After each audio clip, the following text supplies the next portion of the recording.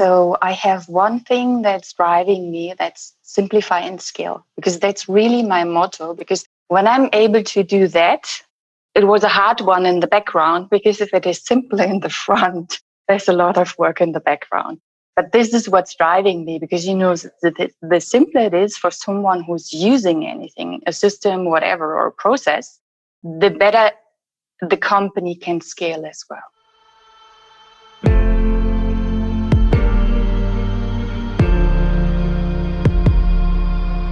This is Sales Ops Demystified, the number one most downloaded podcast in sales operations.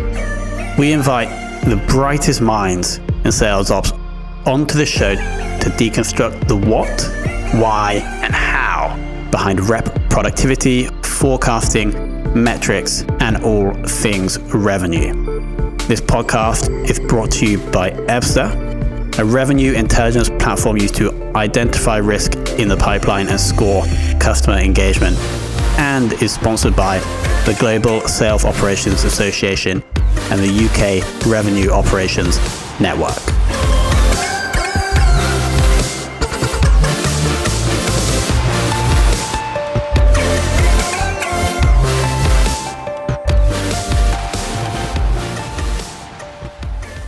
Hello and welcome to another very special episode of the Sales Ops Demystified Podcast. Today we're joined by Silvia Buermann, who has an extensive, I'm sensing, 25 years experience in the sales ops, in the sales world. Previously has worked at HP, Oracle, and Salesforce. Silvia, welcome to the show. Thank you, Tom. I'm very pleased to be here and excited to see what's coming up. Amazing. So I want to go back and understand when you got your first taste for sales ops. And I understand this may not have been in a labeled sales ops role. It may have been when you were doing some other kind of sales related role. But when was that? And what was it about sales ops that grabbed you? It's quite a long time ago when it comes to that, because I'm purely coming from the sales background, so where I started, and I had the pleasure or the curse as well doing all the jobs myself. So I really stepped up the ladder and I had the experience, and through that I really learned how important it is to focus on processes and how make it easy for all of the people working in processes. And this is where it became that I digged into it, the one hand really understanding the business side, because that's a process as well. And that's going to apply internally and externally. And one of the things I've learned through my time when I worked for an ERP company, because if you look at that, you need to look at processes. If you don't do that, it's going to hurt you very well. So this is where it started. Makes total sense. So you realize the importance of process in sales. Mm-hmm. And then, so would you say that up until today, that's been that's still the value you see in sales ops, is adding process to sales, making the sales team more, I don't want to say reliable, but more predictable almost? Definitely. So I have one thing that's driving me, that's simplify and scale, because that's really my motto. Because when I'm able to do that, it was a hard one in the background, because if it is simple in the front, there's a lot of work in the background. But this is what's driving me, because the simpler it is for someone who's using anything, a system, whatever, or a process, the better the company can scale as well. Makes sense. I would love to go back to one of your previous roles, and if you could, and I'm going to put you on the spot here, if you could give an example of where you've taken something simplified and then scaled it, I think that would be really valuable for the audience. Yeah. So the moment you're looking into, for example, compensation, it's a very complex theme, and partially it is in finance and partially it is in sales ops or revenue ops. It depends how you look at it. And doing it manually is such a big work. And then moving it forward, using a system and selecting a system and then implementing it, that was a huge and a big step forward, making life easy. Makes total sense. What are you seeing right now in the world of sales ops that you think is super important that maybe wasn't so important like 3 years ago? Yeah. What I think is most important in businesses, not thinking in silos. You can look only at sales operations on one hand, but there isn't only a single system. It is the whole process again.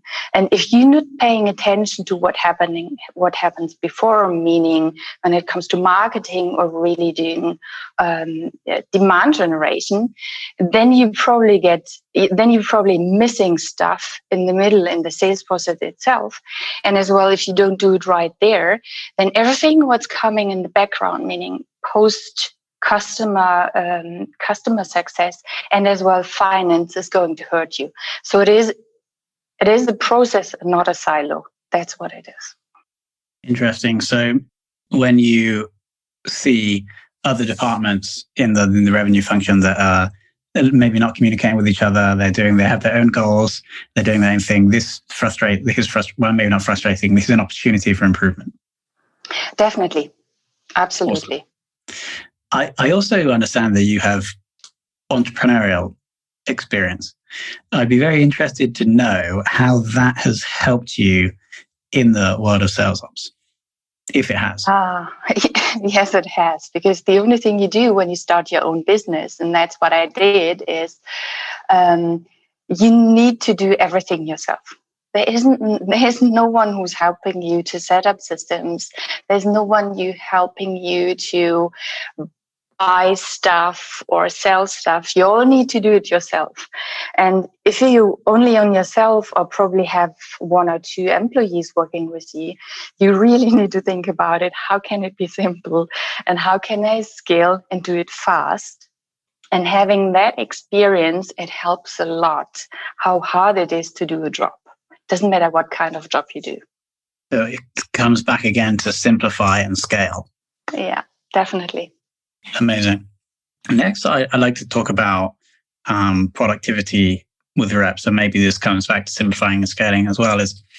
Could you share a time previously where you've done something that has boosted rep productivity, what you did and what the result was? Most of the time, being in sales is you're looking for data. It's just when you drive your business, when you drive your territory, the most important thing is having data at hand to talk to customers, that you have an understanding of their vertical, how do they do their business, and as well probably have some data at hand, how you can back them. The data helps you to back up what you're talking about in the whole process. And this is what I really focused on, is just having reportings and dashboards right at hand for them. And as well, the ideal version is that you're not only having these kind of information in the sales operations part, you have ideally a BI part in the team as well, where you can really deep dive and help them. Because if they don't have to spend time doing it themselves, they can scale and have time for their own business.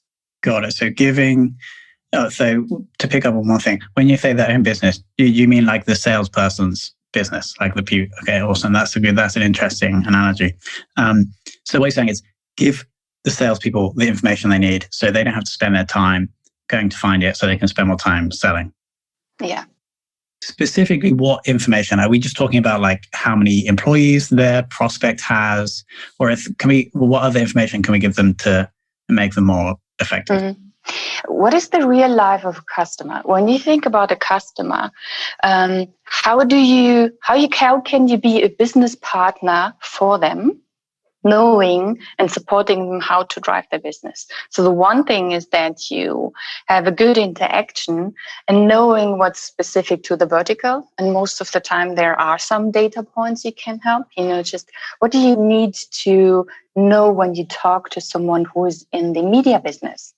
How many media companies are there? The big ones, the small ones. the very small ones. How do they drive their business, and how much revenue do they make? What is the proportion of a market? How do you look into market sizes? Do they want to explore different kind of markets? So you're coming from a different point talking about business, and you can back that up with data. And this is really where it comes into play, I would say. That's life. So we're not just talking about how many employees the company has, we're talking about like rich information about the industry or about the client, which just makes the salesperson basically look and sound amazing, despite the fact that they haven't put any work. Well, you guys have been putting the work in to give them that information. That makes total sense. Yeah, absolutely. Amazing. My final question before we move to Alex is, who in the world of sales ops would you most like to take for lunch? Thought about it, and I couldn't come up with a name, but I can come up with a different name I would love to have lunch with, and that's Arianna Huffington. Why do I say that? She's kind of an impressive person for me, not only as a woman in her role, but what she did and what she's doing at the moment is she's making normal stuff like how you gain energy into life and put it into business more accessible and more normal, I would say, that people talk about it. So she's the one. She is absolutely amazing. I listened to an episode with her on Tim Ferriss's podcast recently. She's just really, really great. I totally agree. I think that's a great one. Although not sales ops, I'm going to let you have a Silvia because it was such a great response. And to be honest, I bet Arianna Huffington would have sales ops related insights that we could all learn from anyway. Amazing. Alex, I'm going to hand over to you for some more sales ops specific questions. Thanks. We can see if we can get her on the show then, Tom. Let's see what I can answer, Alex. There we go. And we'll set up the group lunch. No, thanks so much, Silvia. It was really interesting and listening to what you said. And like Tom said, the clear things that stood out was simplify and scale, but also just how you explained everything so simply. So apologies as I'm now going to try and make you go in more detail. I hope it doesn't break the beautiful simplicity. But how I just thought it was such a helpful picture you gave us. If we can make the front end simple, then we can scale, but that means the back end is complex. So what sort of advice do you have for approaching a task where you say, look, we need to make this process more seamless, more simple, so that we can really get to it? And how do you go about trying to sort of fix that? Yeah, it depends where you start. If you have a green field, you can start from scratch. That's always easy. It's just that's most of the time not happens. So you have an infrastructure that's there. And what I'm really doing is looking at the infrastructure and saying, okay, what can we keep in place? What is set up in a good way, and what does need to change? So there's where I started. And then what happens over the time and what I saw in the companies is really, it is a clutter. So to use a nice word, but it's often so messy and people don't touch it because it is a lot of work. So what I've done then is really, okay, how can I make sure that the day-to-day business is running and there are little steps moving forward? And how can I make sure that we declutter the history and what it's needed there? Because if you declutter, then the front is going to be much easier as well. Thank you. Yeah, that's very helpful. And yeah, so it's like breaking it down, understanding the good and the bad. And then also, you didn't quite say this, but I think you're probably alluding to it, but potentially build it in bits. You don't have to aim for 100% straight away. And really helpful again, splitting the green field out from the existing infrastructure to work around. Yeah, no, thank you. I think everyone, simplicity, I think that's a quote from someone from Apple. It's something you instantly recognize, but it's very hard to design. So that's very helpful. Thank you. I'm just also interested about some of the things you were saying about the value of data, and particularly getting it beyond just operations or even management and really into the hands of users. And really the avenue I wanted to explore was how do we do that? And by that I mean, what are some of the best ways to package up data? So for example, some people say, I've got 5 dashboards for my users, and full well they're not going to look at all of them. Maybe you can do one, but have you got any other things apart from just dashboards and reports? Any other ways that you try and get data into your users' hands? Mainly dashboards and reports, and a weekly summary of something. Because most of the time when people get a weekly summary in their inbox, in the email, and they see something that's eye-catching, they drill down into the data.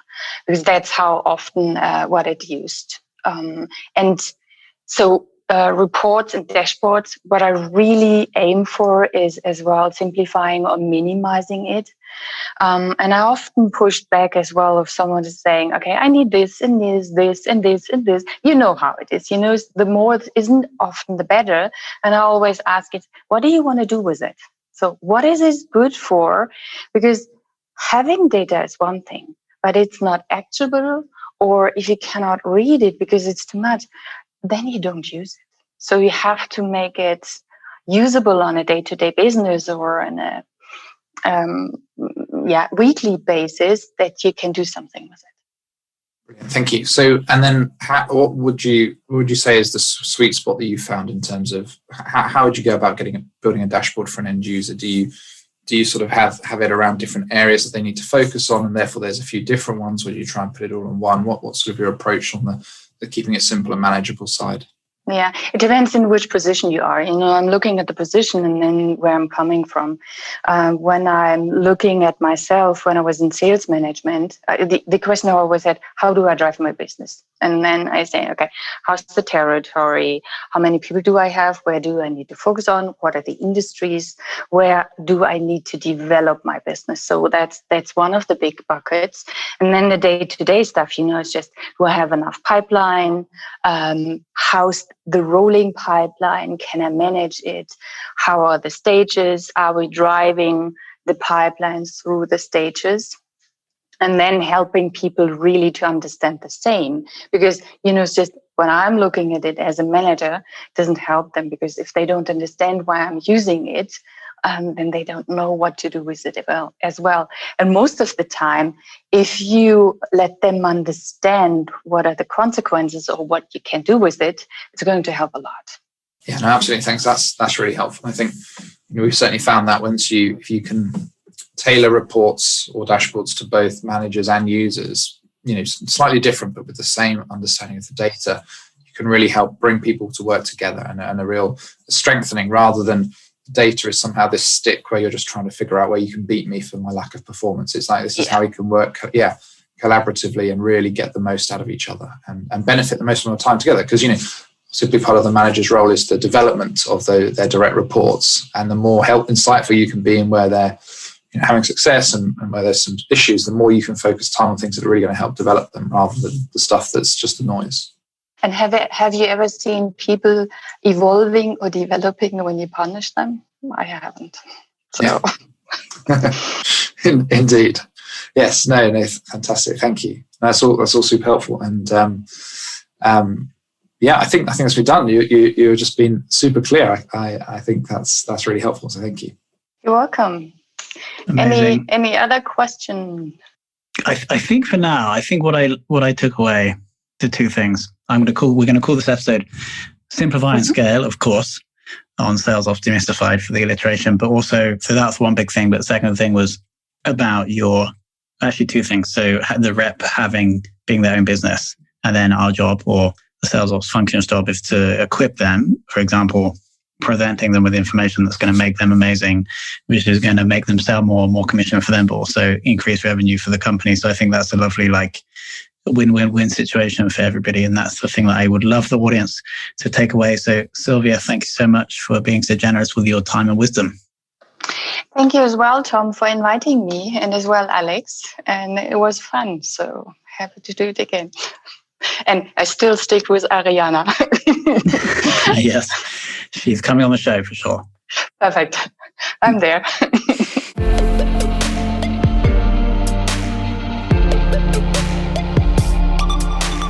Thank you for listening to this episode of the Sales Ops Demystified podcast. If you are listening on a podcast listening application, then please subscribe, rate, and review. And if you have any questions about the show, if you know a guest, or if you have any questions about sales operations, just hit me up at tomhunt@ebster.com. That's tomhunt@ebster.com.